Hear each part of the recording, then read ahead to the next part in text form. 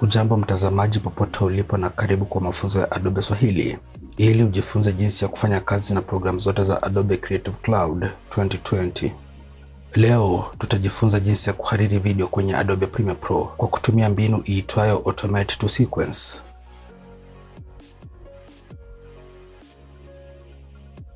Kwa funzo hili, ninatumia Editing Workspace. Unaweza reset Workspace kwa kudouble click kwa jina la Editing kwenye Workspace panel na kwa kubonyeza Yes kuhakikisha.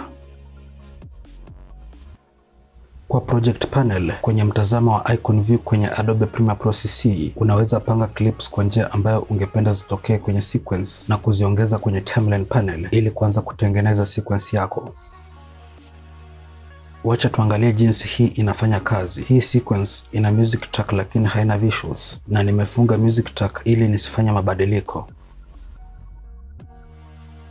Nita double click kwa video bin hii ili ifunguke. Nitahakikisha niko kwenye icon view. Nita maximize bin kwa kudouble click kwenye panel name na nitaongeza size ya thumbnails hizi kidogo.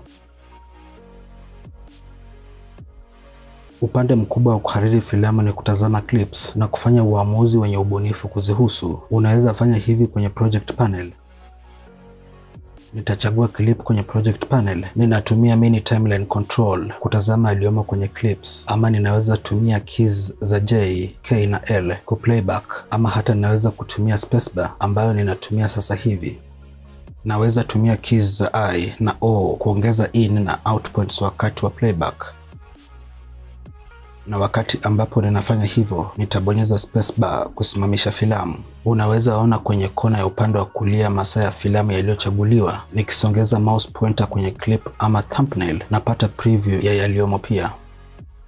Hakuna audio upande huu, lakini napata kwa haraka overview ya footage. Edge ya upande wa kushoto inawakilisha mwanzo wa clip na edge ya upande wa kulia inawakilisha mwisho wa clip. Naweza bonyeza I na O kuongeza in na out points.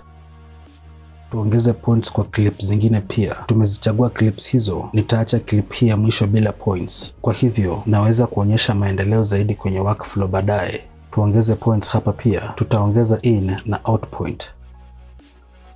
Nitavuta clips hizi kwa mpangilio huo ningependa zionekane kwenye sequence. Nina clips 5 tu hapa. Je, unaweza fikiria kuhusu clips 50? Hiyo ingekaa uhariri kamilifu. Sasa nitadeselect sababu mpangilio wa uchaguzi huelekeza ni mpangilio upi clips hizo zitaongezwa kwenye timeline.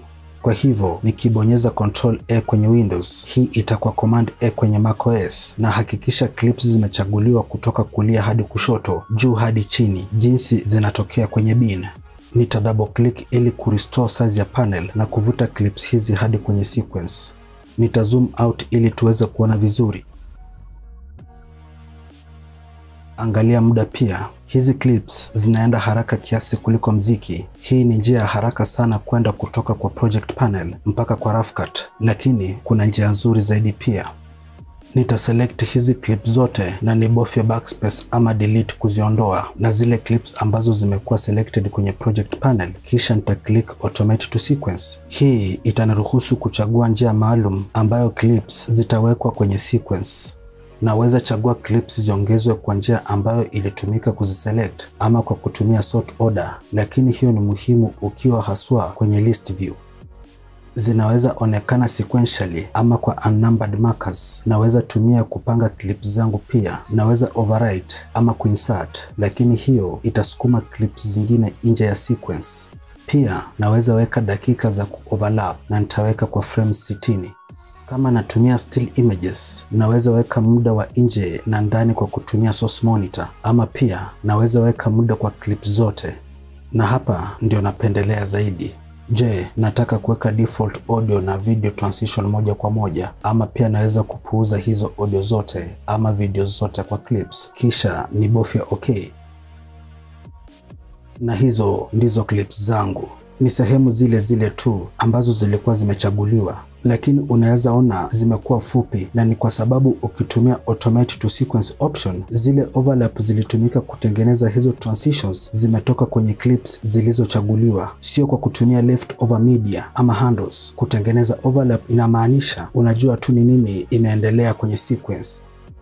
Kwa hivyo ndivyo jinsi ya kutumia Automate to Sequence option kwenye Adobe Premiere Pro CC 2020. Asante sana kwa kutazama, na kwa mafunzo zaidi, jiunge nasi kila siku ya wiki.